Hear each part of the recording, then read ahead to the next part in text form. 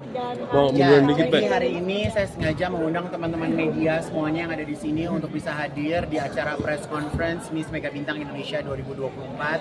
Ini merupakan langkah awal karena pada tanggal 3 Mei mendatang kita akan mulai dengan kompetisi Miss Mega Bintang Indonesia. Tahun ini saya punya 50 finalis yang saya dapatkan dari 15 daerah di Indonesia. Di mana saya juga punya 13 regional director yang tersebar di seluruh Indonesia. Jadi serangkaian ajang Miss Mega Bintang Indonesia nanti akan merebutkan mahkota untuk bisa berangkat ke ajang internasional. Jadi sampai hari ini saya punya 5 ajang internasional yang akan queen saya ikuti. Jadi yang di sebelah kiri kanan ini adalah queen saya yang sudah berlomba di tahun kemarin.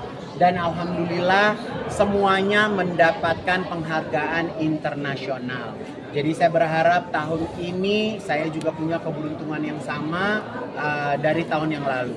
Nah, di tengah-tengah teman-teman media semuanya ini ada mahkota baru dari Miss Mega Bintang Indonesia. Nama mahkotanya adalah Gayatri. Gayatri ini sendiri terinspirasi dari burung phoenix atau dari motif saung galing. Jadi saya ini memang punya mimpi untuk bisa terbang ke tempat yang lebih tinggi, ke tempat yang lebih jauh. Jadi filosofi inilah yang saya jadikan sebagai acuan untuk bisa lebih berprestasi di tingkat internasional. Mahkota sebelumnya adalah Golden Wisdom yang dipakai oleh Natasha Wilgrade dan akan berhenti sampai Natasha Wilgrade, dan mahkota ini akan meneruskan ke pemenang Miss Mega Bintang Indonesia itu sendiri. Miss Mega Bintang Indonesia nanti akan digelar tanggal 19 Mei 2024, dan saya juga mengandeng Raffi Ahmad dengan jajan Ransnya, jadi akan dibuat di Istora Senayan. Jadi ada jajan Rans, nanti saya juga bikin ada namanya Queen Market. Queen Market itu adalah satu tempat di mana bisa dijual skincare, kosmetik, fashion. Jadi saya mengangkat teman-teman UMKM untuk bisa bareng-bareng bersama saya di Queen's Market itu sendiri. Jadi akan ada 60 tenant yang berpartisipasi dari tanggal 18 sampai tanggal 19. Ya. Jadi ini sebenarnya bukan berlian, tapi ini stimulated diamond. Ini dirancang oleh Mr. George dari Venezuela. Dia ini memang orang terbaik pembuat mahkota. Jadi bisa dibilang ajang-ajang internasional itu mahkotanya itu rancangannya dari Mr. George itu sendiri. Jadi nanti akan saya memesan ada 6 mahkota, 1 mahkota utama untuk pemenang dan 5 mahkota untuk runner up. Harganya aku nggak usah bilang harganya berapa, tapi yang jelas ini berharga. Lebih berharga dari hanya sekedar angka ya, tapi ini punya nilai yang sangat besar. Karena nantinya di saat anak-anak saya berkompetisi di tingkat internasional, mereka akan menggunakan mahkota ini. Apa? Oh, nggak sampai miliaran, nggak sampai miliaran. Gitu. Berapa lama untuk desain dan jadi ini desainnya secara virtual. Jadi kebetulan George-nya di Venezuela, sayanya di Indonesia. Jadi kita kerjanya pakai social media, pakai WhatsApp, kita desain, dan akhirnya kemarin mahkotanya bisa sampai di Indonesia. ada filosofi dari sini?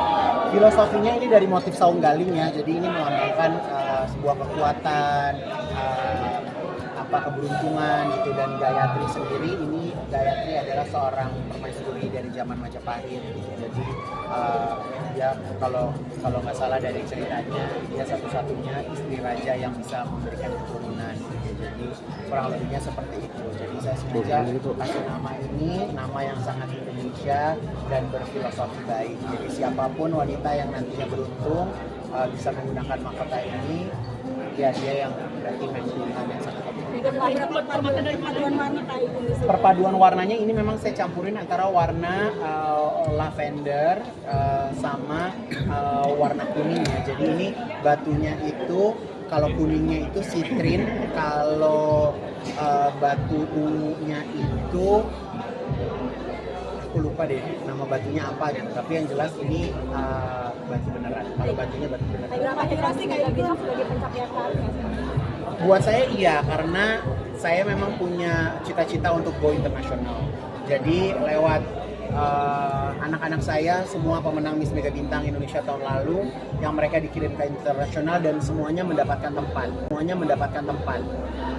mendapatkan posisi gitu ya. Jadi dan alhamdulillahnya karena memang dari ajang beauty pageant ini saya bisa dikenal di Amerika, di Asia gitu kan, di Eropa gitu. Jadi memang ajang beauty pageant ini bisa memperkenalkan dunia menjadi lebih luas lagi. Ibu nanti berat dari mahkota sendiri berapa sih dari sebelumnya? Kalau beratnya sih nggak terlalu berat ya, karena kalau terlalu berat nanti yang pakai kan juga pusing ya, apalagi mereka menggunakannya berjam-jam. Mungkin kurang lebih sekitar 2 kilo ya deh, 1,5 kilo deh. Ya. Itu kota yang pertama anak-anaknya untuk. Wow, saya selalu yakin ya karena uniknya adalah ajang Miss Mega Bintang ini nggak ada dewan juri, jadi saya yang memilih langsung siapa yang akan keluar jadi pemenangnya. Dan alhamdulillah ini terbukti tahun lalu yang saya pilih semuanya menang. Nah ini Valerie coba sini ke tengah. Jadi Valerie Avril ini angkatan yang terakhir nih di grup ini. Besok Valerie akan berangkat ke ajang Miss Eco International. Jadi yang lain kakak-kakaknya udah pakai mahkota, tinggal Valerie. Jadi Valerie besok mau menjemput mahkotanya di Egypt ya, di acara Miss Eco. Nah, itu seberapa dekat sih kamu sendiri sama anak-anak? Semuanya dekat karena saya ini benar-benar menjaga mereka di apartemen. Di salah satu apartemen di BSD, mereka ini dipisahkan dari orang tuanya. Saya training, saya didik dengan segala macam bentuk persiapan. Lalu mereka berangkat ke tingkat internasional. Gitu. Jadi bondingan mereka itu sangat luar biasa sekali. Aku mau nanya ke Valerie. Ya boleh. Gimana sih kamu kayak Ibu sendiri cukup bawel nggak sih untuk mendidik kamu nih? Well, perlu ya kalau menurut aku sendiri, kayak he always said kayak push your limits kayak gitu, jadi it's a good thing sampai bisa di titik ini itu berarti. Jadi kompetisi kita itu kan di luar negeri ya. Jadi bagaimana Indonesia itu sudah tidak dipandang sebelah mata lagi, tapi justru ditakuti oleh pesaing-pesaing kita di tingkat internasional.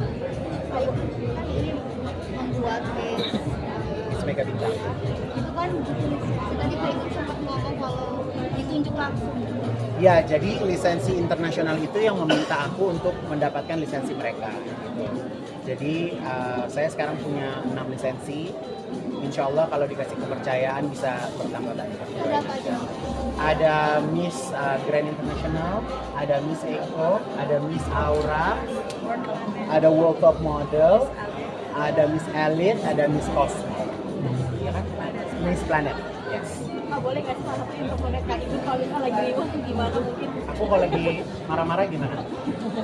Ada yang bisa mempraktekkan aku lagi marah-marah? Jadi aku ini kan orangnya sangat spontan ya. Jadi dan aku tidak membatasi antara aku dengan mereka. Jadi di saat mereka harus serius, mereka harus benar-benar serius. Serius dengan penurunan berat badan, pelatihan bahasa Inggris, pelatihan catwalk gitu. Jadi mereka tuh harus benar-benar serius gitu. Karena target saya adalah crown, mahkota di tingkat internasional. Biasanya kayak gitu kalau bawel dalam hal apa sih Kak? Mungkin kebersihan. Oh, saya semuanya saya bawel. Nah, Sepatu salah aja saya bawel. Rambut salah aja saya bawel. Makeup salah aja saya bawel. Jadi kalau setiap anak yang mau berangkat ke tingkat internasional, mereka tuh ada lookbook. Mereka ada lookbook. Nah, jadi setiap hari itu apa yang mereka pakai, kemana aja, itu tuh semua ada di panduannya di situ. Jadi kalau misalnya ada yang nggak sesuai, oh saya langsung angkat telepon. Kurang ini. Gimana sih kamu infonya salah satu Kak Ibu gimana nih? Ada yang berani Cia nikah impersonate. Kacia mungkin. Hah?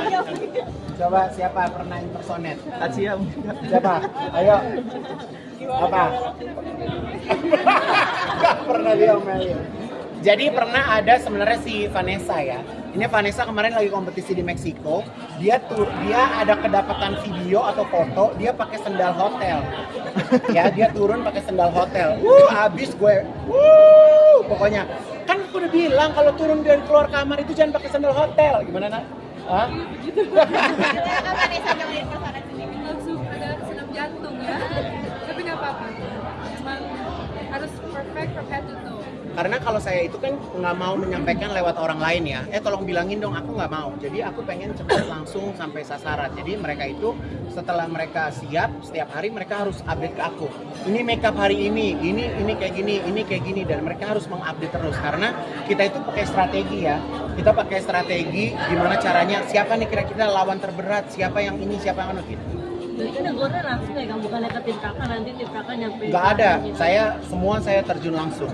Karena bisa dibilang mereka yang berangkat ke negara Latin, tiketnya aja udah ratusan juta. Belum persiapannya. Jadi buat penyelenggaraan ajang beauty pageant ini bukan sesuatu yang murah, bukan sesuatu yang iseng-iseng, bukan ajang coba-coba, tapi mereka yang sudah berniat untuk masuk ke dalam kompetisi Miss Mega Bintang memang sudah siap. Kasarnya udah siap berdarah-darah untuk mendapatkan mahkota tersebut. Masih ada negara yang ingin banget. Setiap tahun tekanannya selalu sama ya. Jadi karena kompetisinya kan diadakan setiap tahun, lombanya tuh setiap tahun. Jadi ya setiap tahun harus dapat regenerasi baru. Gitu. Bentar ya, Mbak Medi Pesi. Tamu yang di depan diambilin makan, jadi mereka dari hotel. Tadi sempat sedih ngomongin mahkota. Ya, jadi mahkota ini yang Ritasha pakai, ini awalnya dipunyain sama si Andina Julie. Nah, ini namanya Andina Julie. Dia ini adalah gadis dari Muara Enim, benar-benar dari kampung. Orang tuanya ini ceritain nak. Coba. Ya, aku kemudian tadi karet, walaupun ikut Kak Ivan itu pas masih zaman COVID ya Kak, masih belum ada kegiatan, dan ini langsung oleh Kak Ivan itu suatu hal yang sangat luar biasa juga ke aku, suatu kayak keajaiban lah bisa dibilang seorang Ivan Gunawan memilih anak kami untuk bisa go internasional di kancah internasional. Pada saat waktu itu aku juga nggak percaya diri dengan diri aku sebenarnya, karena kan kebanyakan di beauty pageant Indonesia itu pasti melihat look, background, anak-anak dari mana, terus juga pendidikannya apa, sedangkan aku pada saat itu belum mempunyai itu. Dan satu hal yang bikin menyentuh aku adalah Kak Ivan tuh sangat-sangat percaya bahwa aku punya potensi, dan itu yang menurut aku nggak dipunyai national director lainnya, karena Kak Ivan tuh bisa melihat sesuatu yang tidak bisa dilihat orang lain. Jadi pada saat itu aku bekerja sama dengan Kak Ivan, aku bisa berkompetisi di internasional, dan alhamdulillah Indonesia dapat second place. Dan pada waktu itu Andina memang mentok untuk kuliah gitu. Jadi akhirnya kita mendapatkan beasiswa ya, kamu sampai S2 ya nak ya. Jadi sampai hari ini Andina masih bersekolah di UGM ya. Indo Global Mandiri di Palembang. Jadi sekarang Andina juga udah jadi penyanyi, udah punya beberapa single gitu. Jadi memang di Miss Mega Bintang ini tujuan aku adalah nantinya mereka akan menjadi seorang entertainer, bisa menjadi pemain film, bisa menjadi presenter, bisa menjadi apapun. Jadi sekarang ini mereka semuanya lagi aku kelas private acting ya. Jadi doakan dalam tahun ini film yang dibintangi anak-anak Miss Mega Bintang akan segera liris. Aku lagi mau bikin film horor. Itu siapa yang bikin sedih tadi? Iya, aku tuh orangnya sangat gampang tersentuh ya. Aku kalau ngeliat perjuangan Andina, aku ngeliat perjuangan Ritasha, bawaannya kayak pengen nangis aja gitu. Setiap anak tuh ada nyebelin-nyebelinnya, ada sedih-sedihnya, ada haru-harunya gitu kan. Jadi aku tuh gampang terharu gitu, karena setiap anak pasti minta doanya tuh macam-macam. Kak, doain ya, besok lagi mau ini. Jadi kita tahu gitu, kita tahu capeknya, kita tahu senengnya. Jadi capek kita tanggung sama-sama, sedih kita tanggung sama-sama, ya kan. Seneng juga kita euforia sama-sama. Kak Igun melahirkan bintang baru, mungkin ada nanti Kak Igun mau pensiun dari dunia entertain nggak sih? Ya kalau melahirkan saya nggak selamanya ada di depan ya gitu kan, ada kalanya saya mau ada di belakang aja gitu kan. Kayak kemarin kan mau stop di televisi tapi masih diminta, jadi ya sudah gitu kan. Jadi aku kerja lagi. Nggak, ketika melahirkan anak didik baru gitu, kayak merasa punya beban dan tanggung jawab berat. Melahirkan. Maksudnya punya merasa tanggung jawab dan beban yang berat nggak sih? Ya kalau dibilang beban yang berat pasti ya, karena mereka harus pisah dari orang tuanya. Jadi saya tidak membolehkan mereka untuk bertemu dengan orang yang saya tidak kenal. Yang kedua, mereka tidak boleh keluar dengan transportasi umum, kecuali naik mobil kantor. Mereka mau pergi kemana, mau pulang jam berapa, itu mereka harus update ke saya. Gitu, karena mereka dititipkan oleh orang tuanya tinggal bersama saya gitu. Jadi saya punya tanggung jawab untuk menjaga mereka di setiap harinya. Tapi dalam beberapa hari ini mereka udah harus berpisah karena akan masuk generasi selanjutnya.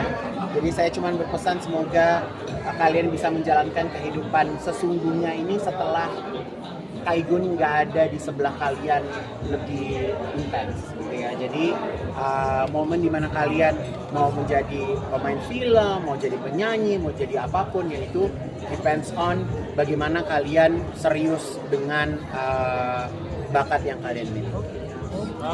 Oke, terima kasih teman-teman. Minal aidin wal faizin. Mohon maaf lahir dan batin.